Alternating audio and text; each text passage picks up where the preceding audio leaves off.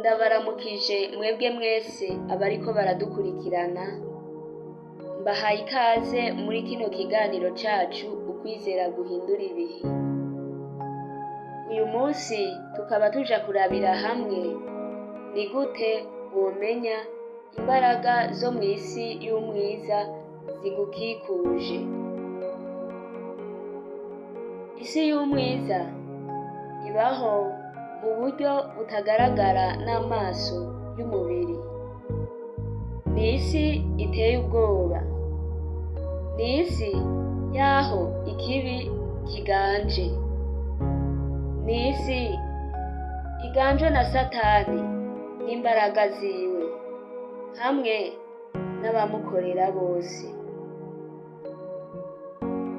Abakorera mw'isi y'umwiza bakorera mw'isi y'ibitaboneka, ariko ibikorwa vyabo bikagaragara n'amaso yacu. Hari ingwara zidasobanutse, umuntu akagwara bisanzwe,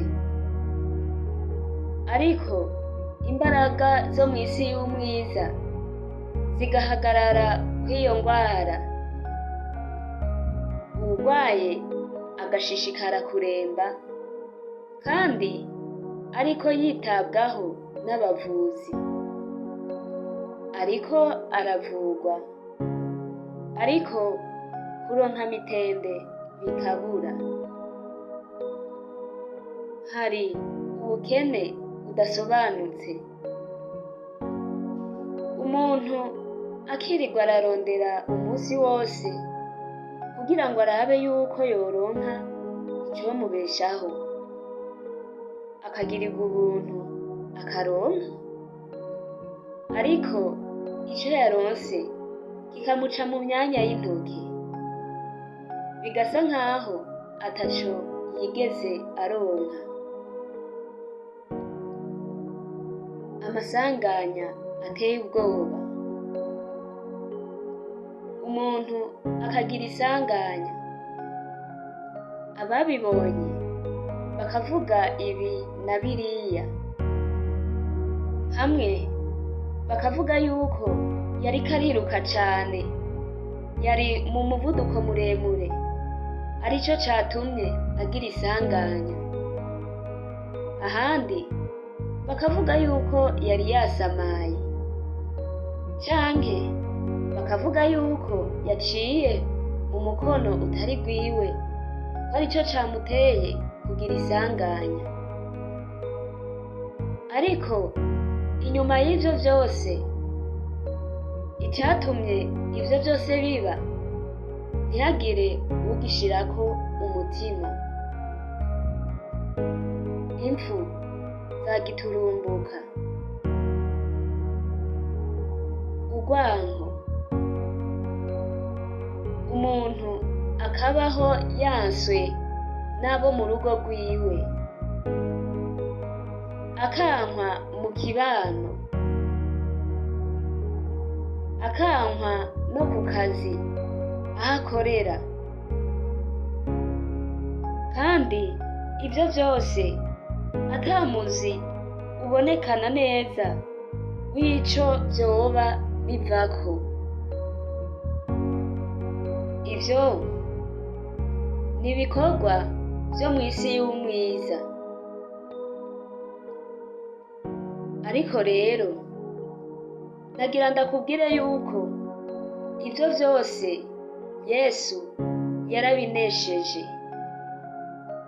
Reka dusome ijambo ry'Imana. Yohana igice ca 16 umurongo wa 33 haravuga ngo, ivyo mbibabwiye kugira ngo mugire amahoro muri jewe. Mw'isi muri n'amarushwa, ariko nimuhumure, jewe naranesheje isi. Uyu ni Yesu yavuze aya majambo ngo mw'isi turi n'amarusha menshi, duhura n'ibiteye ubwoba, duhura n'ibikorwa byo mu isi y'umwiza, ariko ibyo byose Yesu arabizi. Ngo niduhumure, ngo yaranesheje isi. Ibyo byose yarabinesheje. Hashobora kuba hari ibikorwa by'imbaraga zo mu isi y'umwiza uriko urahangana navyo muri kino gihe.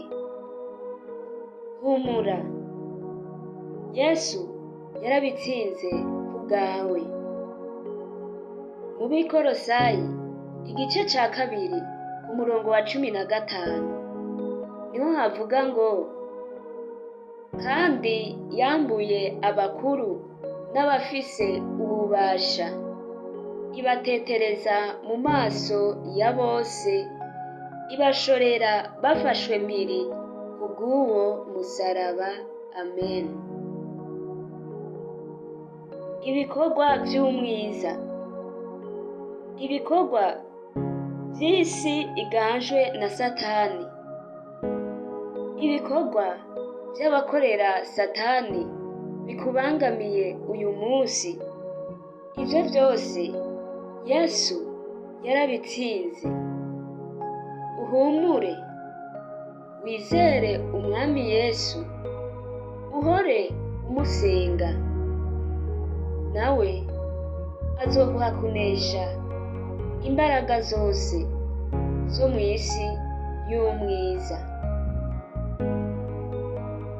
We wumvise aya majambo, wizere umwami Yesu, yaranesheje ku bwawe.